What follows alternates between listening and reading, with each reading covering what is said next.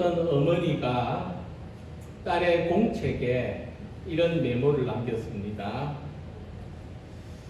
하나님, 우리 딸이 글씨를 예쁘게 쓸 수 있도록 도와주세요. 딸이 엄마의 메모를 보고 그 아래에 또 이렇게 썼습니다. 하나님, 우리 엄마가 내가 쓴 글씨를 예쁘게 볼 수 있도록 도와주세요. 하나님은 한 분이신데 하나님이 어떤 분이신지를 이야기해 보면 사람마다 조금씩 다릅니다. 때로는 완전히 다른 경우도 있습니다. 그것은 각자가 원하고 각자가 바라는 하나님의 모습이 있기 때문에 그렇습니다. 어떤 사람은 딸이 예쁜 글씨를 쓸 수 있도록 도와주시는 하나님을 바라지만 또 어떤 사람은 자기 엄마가 비뚤비뚤하게 쓴 글씨도 예쁘게 볼 수 있도록 하나님께서 도와주시기를 바라는 것이죠. 나의 하나님, 내가 믿고 의지하는 하나님은 어떤 분이신가?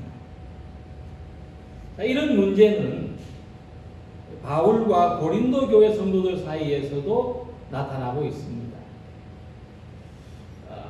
고린도 교회는 예수님의 수제자였던 베드로도 겪었고 그 당시에 아주 뛰어난 연설가였던 아볼로도 겪었고 그 외에도 여러 전도자들을 겪었습니다.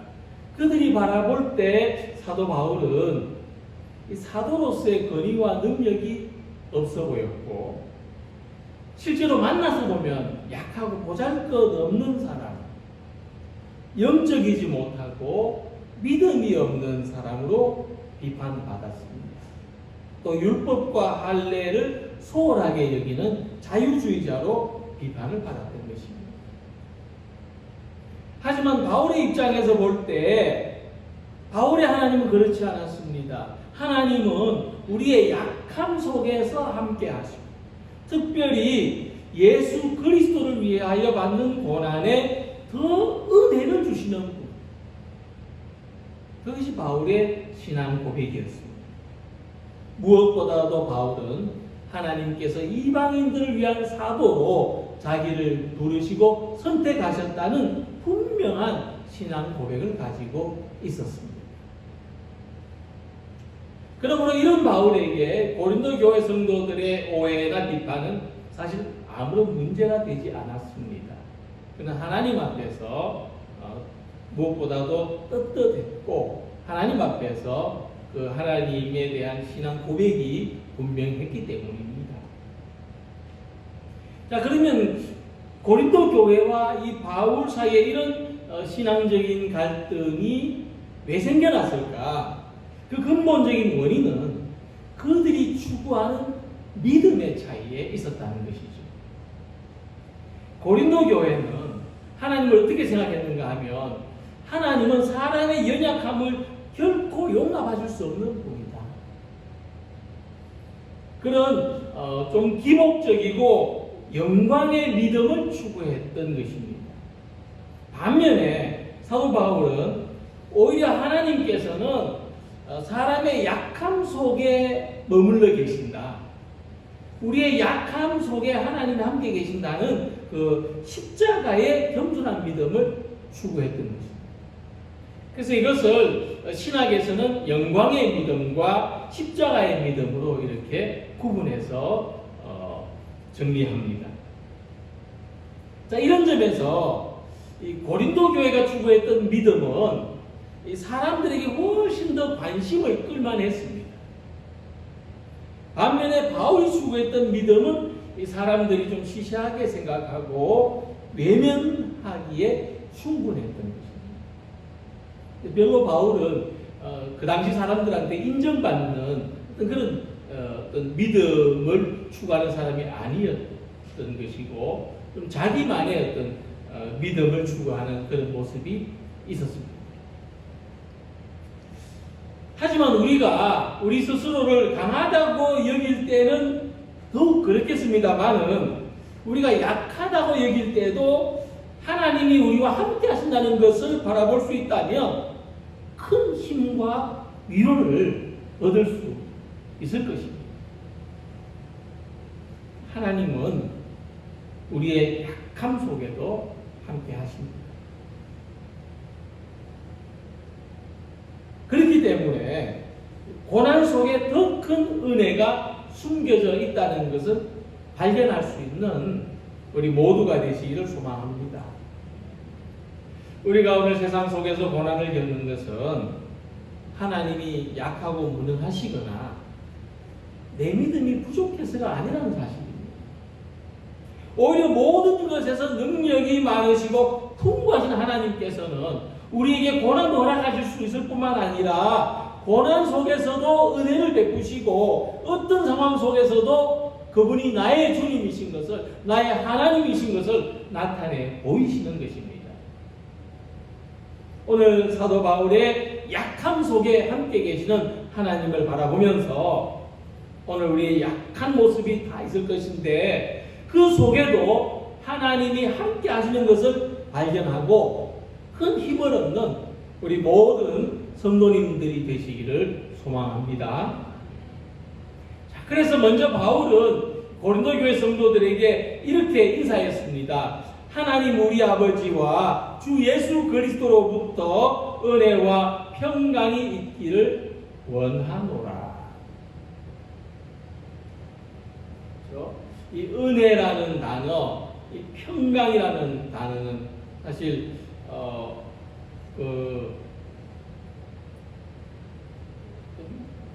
헬라어에서 남성적인 언어냐 여성적인 언어냐라고 했을 때 여성적인 언어입니다. 사도 바울은 고린도 교회에 굉장히 부드럽게, 굉장히 어떻게 보면은 좀 연약한 모습으로 지금 인사를 하고 있는 거예요. 은혜와 평강이 있기를 원합니다.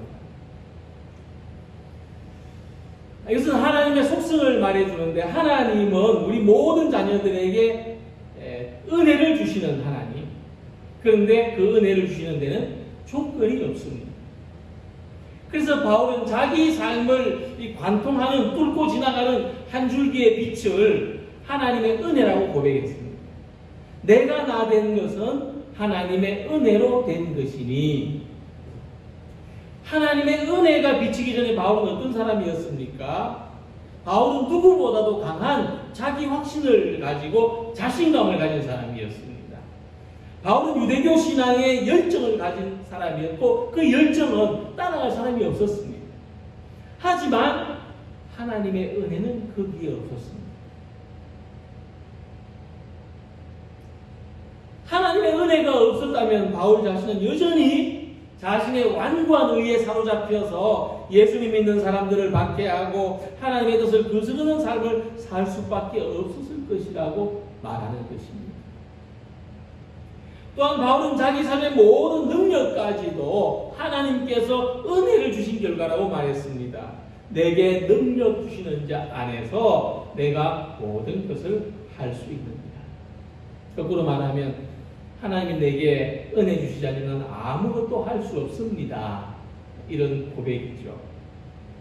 심지어 바울은 약한 중에도 하나님의 은혜를 찬양했습니다. 내 은혜가 네게 족하도다. 이는 내 능력이 약한 데서 온전해집니다. 바울은 이 하나님의 음성을 신앙 고백으로 말했습니다. 자기 몸의 가시, 자기 약함 속에 임하는 하나님의 은혜가 도리어 자신을 강하게 살도록 해주었다 고백하는 것입니다. 그러니까 내가 약한 것, 내가 강한 것은 아무 의미가 없죠. 하나님의 은혜가 거기에 함께해야 하는 것입니다. 하나님의 은혜가 우리들에게 무엇을 의미하는지 잘 아는 바울이기에 고린도 교회 성도들에게도 하나님의 은혜가 함께하시기를 기원했습니다. 바울은 우리들에게 자기가 가지고 있는 능력이나 지혜를 최고로 알면서 살아가는 사람이 아니라 하나님의 은혜를 기대하고 바라보는 사람이 되기를 축복한 것입니다. 하나님의 은혜가 모든 사람에게 값없이 주시는 선물이라는 것은 우리 모두가 그 은혜를 소망하며 살아갈 수 있다는 것을 말합니다. 그러므로 우리 모두 은혜를 받으시기 바랍니다. 우리 모든 성도님들에게 하나님의 은혜가 가득하시기를 축복합니다. 하나님께서 값없이 주시는 은혜를 힘입어서 약할 때도 강해지고 부족한 중에서도 온전해지시기를 소망합니다. 하나님께서 주신 이 은혜의 결과는 평강입니다. 은혜가 없이는 결코 평강이라는 열매가 맺힐 수 없습니다. 그래서 바로 로마에 있는 성도들에게 편지할 때 복음을 믿는 결과는 평강이라고 했습니다. 로마에서 하나님의 사랑하심을 받고 성도로 부르심을 받은 모든 자에게 하나님 우리 아버지와 주 예수 그리스도로부터 은혜와 평강이 있기를 원하노라. 바울은 이 은혜와 평강의 근원을 예수 그리스도라고 말합니다. 예수님을 주님으로 믿는 것이 하나님이 주신 은혜의 결과요, 예수님을 주님으로 영접한 사람에게 평강이 있는 것입니다. 평강이라는 말은 평안하고 강건한 것을 말합니다. 평강은 우리 개인, 우리 자신과 우리의 삶 전체가 안녕한 것을 말합니다. 우리가 인사할 때마다 안녕하십니까? 인사하지 않습니까? 샬롬, 평강을 구하는 인사죠. 평강은 우리가 언제나 어느 때나 평안히 발을 뻗고 누울 수 있는 그런 상태를 말합니다. 하나님은 예수님을 믿는 우리 모두에게 평강을 주십니다. 예수님 믿고 평안하시기를 바랍니다. 예수님 믿고 오늘 이 시대 속에서도 발 뻗고 편안히 주무실 수 있는 우리 성도님들이 되시기를 바랍니다.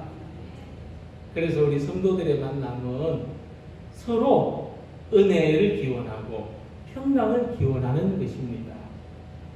왜냐하면 우리는 서로에게 하나님의 은혜가 필요하다는 것을 잘 알고 하나님의 평강이 필요하다는 것을 잘 압니다. 여기 있는 저에게도 하나님의 은혜가 필요하고 하나님의 평강이 필요하기에 우리는 은혜와 평강을 서로 구하는 것입니다. 같은 말이라도 내가 나한테 은혜가 좀 있어라, 평강이 좀 있어라 하는 것보다도 우리가 서로에게 하나님의 은혜를 기원합니다. 하나님의 평강을 기원합니다 하는 것이 훨씬 더 기쁘고 감사한 일입니다. 왜냐하면 그것은 내게 있는 은혜와 평강을 주는 것이 아니고 하나님께 있는 은혜와 평강을 서로에게 나누어주는 것이고 하나님의 것으로 우리가 인심을 쓰는 겁니다. 그래서 은혜와 평강을 많이 축복하는 우리 성도 여러분들이 되시기를 바랍니다. 하나님의 값없는 은혜와 예수 그리스도 안에 있는 평강이 우리 모두에게 충만하시기를 기원합니다. 두 번째로 하나님은 연약한 우리들을 위로하십니다. 찬송하리로다. 그는 우리 주 예수 그리스도의 하나님이시요 자비의 아버지시요 모든 위로의 하나님이시며 라고 했습니다. 자, 이 말씀에서 하나님이 우리를 위로하시는 이유가 있습니다. 거기서 우리가 하나님이 예수 그리스도의 아버지시고 자비로우신 아버지시기 때문입니다. 그러니까 이 하나님을 아버지같이 모시고 사는 사람에게는 위로가 필요한 순간마다 하나님의 위로를 경험할 수가 있는 것입니다. 그런데 이 위로는 일시적인 위안이 아니라 우리를 모든 고난의 상황에서 우리를 구원해 주신다는 것입니다. 시편 18편 2절에서 다윗은 이렇게 노래했습니다. 여호와는 나의 반석이시요 나의 요새시요 나를 건지시는 이시요 나의 하나님이시요 내가 그 안에 피할 나의 밥이시요 나의 방패시요 구원의 뿌리시요 나의 산성이시요. 자, 이 고백은 우리들이 즐겨 부르는 찬송인데 이 찬양을 1절만 함께 우리 불러보시겠습니다. 우리를 약함 가운데서 위로하신 하나님을 생각하면서 함께 1절만 부르겠습니다. 나의 힘이 되신 여호와여 내가 주님을 사랑합니다. 주는 나의 반석이시며 나의 요새시라. 주는 나를 건지시는 나의 주 나의 하나님 나의 피할 바위시요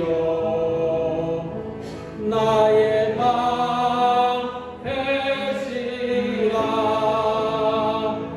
나의 하나님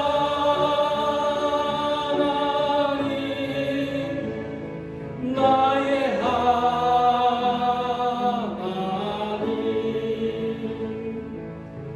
구원을 뿌리시요 나의 산성이라.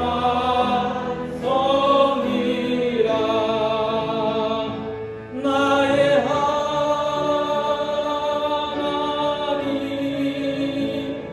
나의 하나님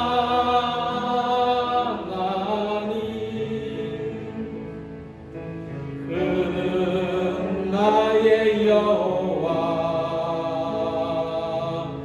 나의 구세주.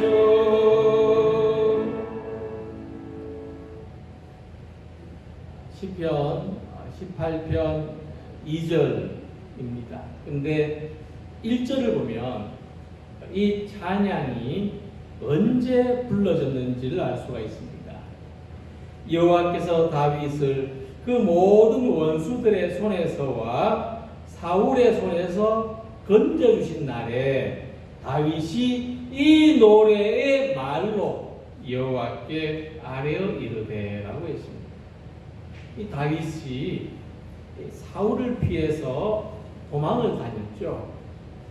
그 기록을 보면 사무엘상 19장부터 30장까지 기록되어 있습니다. 얼마나 파란만장한 스토리가 있었냐는 겁니다. 횟수로 따져보니까 10년이 넘는 기간입니다. 10년 동안 도망 다녔습니다. 10년 동안 숨어 다녔습니다. 10년 동안 발 뻗고 못 잤습니다. 조마조마했습니다. 그 과정에서 다윗은 수많은 사람들을 만났는데 그 중에서 다윗을 도운 사람도 있었지만 다윗의 은심처를 사울에게 밀고 한 사람들도 있었습니다. 그러나 이 모든 고난이 끝나고 마침내 다윗이 사울의 추격에서 벗어난 그때에 이 노래를 불러서 하나님을 찬양했다는 것입니다. 우리의 삶에도 이런 찬양의 순간이 있기를 바랍니다. 이런 기쁨의 찬양을 하나님께 드리는 우리 성도님들의 삶이 되시기를 바랍니다. 그래서 이 찬송을 부를 때마다 위로를 받는 것은 다윗이 먼저 자기를 구원해 주신 하나님에 대한 그 찬송을 하나님의 위로를 찬송으로 불렀기 때문에 그 위로를 경험했기 때문에 우리도 이 찬송을 부를 때 위로를 받는 것입니다. 우리에게는 하나님으로부터 오는 그 순간적인 위로도 있지만 우리에게는 영원한 위로가 있습니다. 그러니까 우리가 오늘 이 순간 하나님의 그 순간적인 위로를 받으면서 또 우리가 사는 동안 영원한 위로를 소망하며 살아가시길 바랍니다. 이 찬송을 부를 때마다 위로의 하나님을 바라보는 우리 성도님들이 되시길 바랍니다. 근데 바울이 여기서 놀라운 말씀을 하고 있어요. 하나님이 왜 우리를 위로하시는가? 하나님이 왜 우리에게 위로를 경험하게 해주시는가? 그것은 우리도 환난 가운데 있는 다른 사람들을 위로할 수 있게 하심이라. 우리의 모든 환난 중에서 우리를 위로하사 우리로 하여금 하나님께 받는 위로로서 모든 환난 중에 있는 자들을 능히 위로하게 하시는 이시라. 하나님의 위로를 경험한 사람은 위로가 필요한 다른 사람들을 능히 위로할 수 있습니다. 그래서 우리는 나를 위해서도 하나님의 위로가 필요하지만 다른 사람들을 위해서도 하나님의 위로를 받아야 되는 거죠. 가깝게는 우리 가족들, 우리의 자녀들을 영적으로 위로하기 위해서도 내가 하나님의 위로를 받아야 되는 거죠. 또 우리 성도들을 위로하기 위해서도 내가 하나님의 위로를 경험해야 하는 것입니다. 어느 유명한 목사님, 이름을 이야기하면 다 할 정도로 그 목사님이 암에 걸렸습니다. 투병을 하는 동안 하나님 앞에서 회개했다고 해요. 하나님 앞에서 제일 많이 회개한 게 뭐냐면은 내가 건강할 때 암 환자들이 내게 기도받으러 내가 신방을 가서 기도합니다.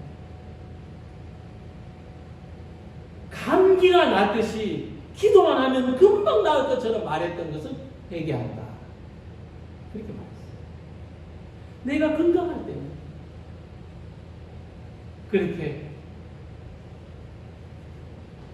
그렇게 좀 자만했었다.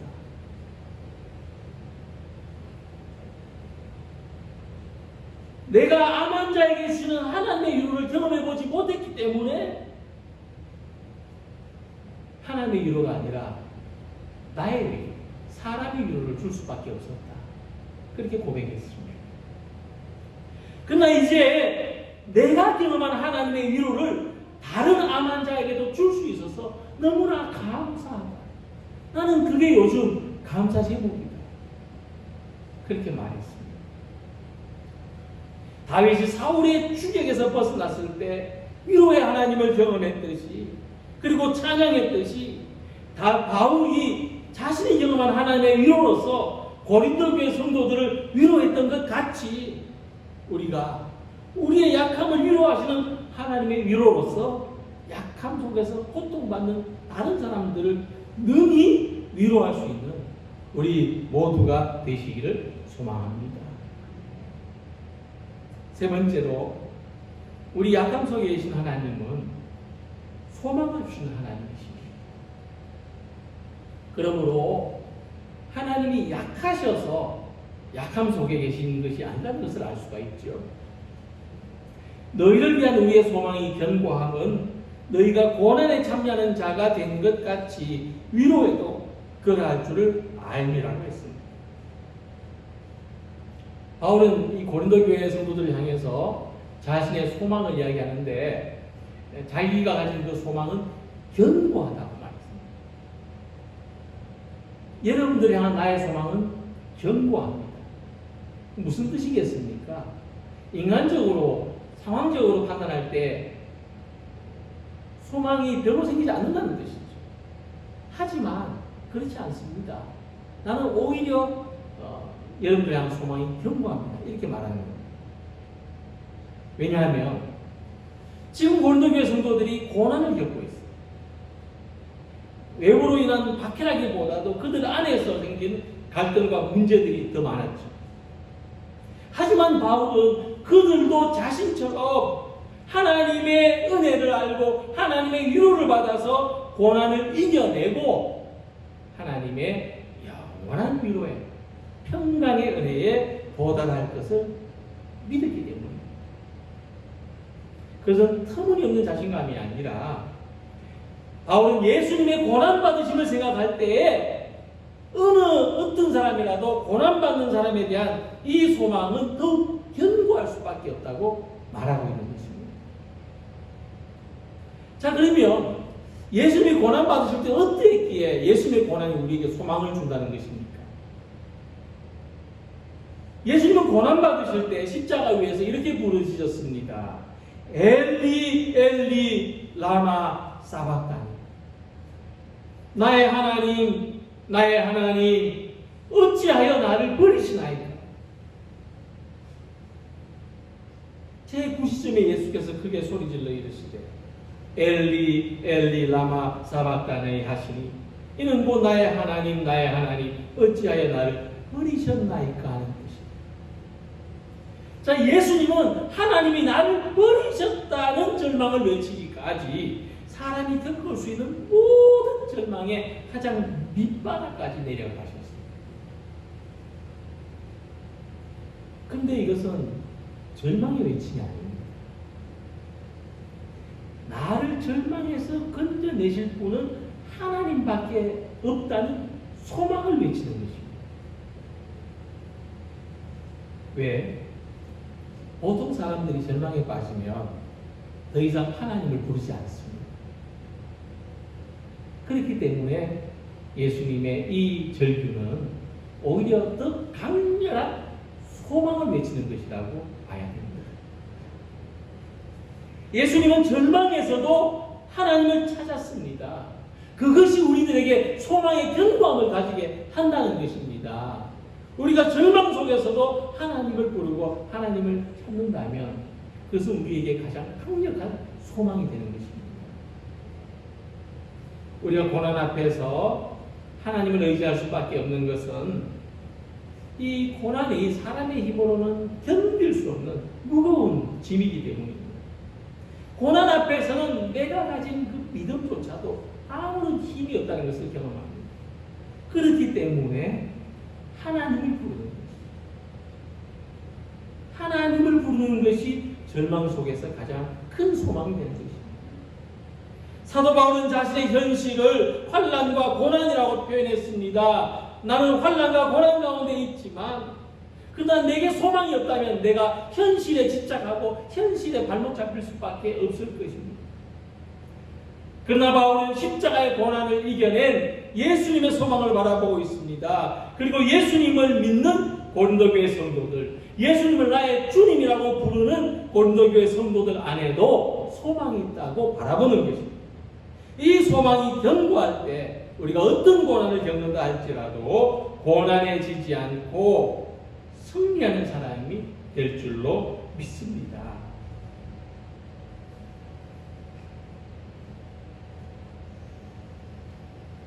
오늘 전 세계의 사람들은 불안과 절망에 빠져 있습니다.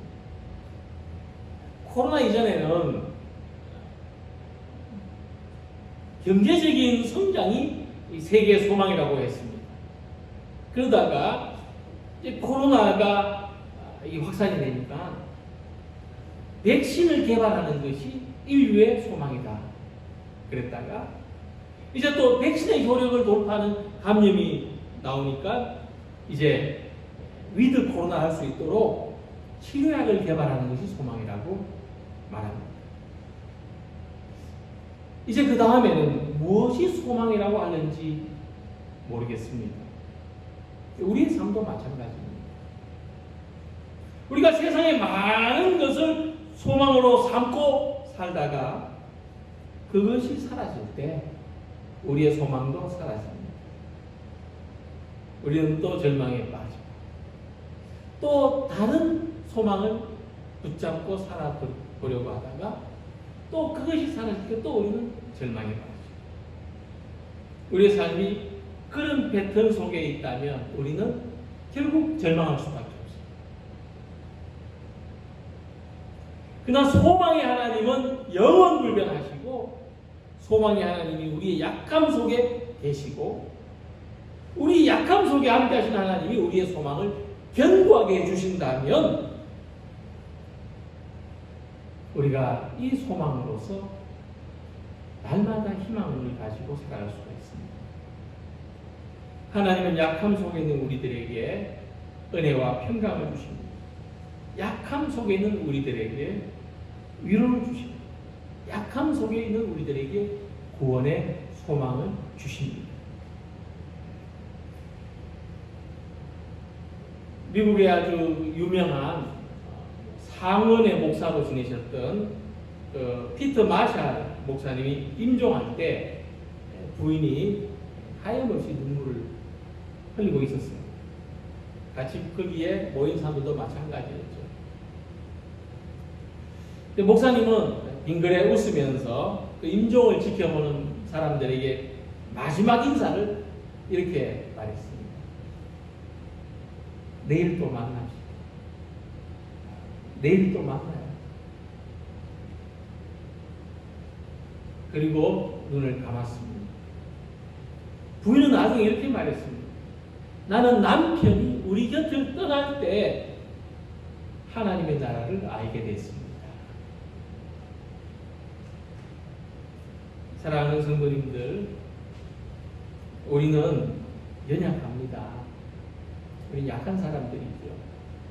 근데 하나님은 우리 연약함 속에 계십니다. 오늘이 힘든 모든 분들과 하나님은 함께 계십니다. 그래서 오늘을 믿음으로 살아가는 성도님들이 되시길 바랍니다. 그리고 내일 또 만납시다. 내일 또 만나서 예배 드립시다. 내일 또 만나서 찬양하고 서로 은혜와 평강을 기원합시다.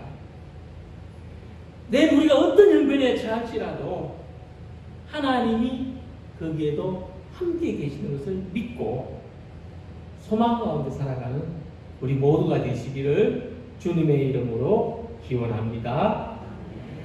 기도드립니다.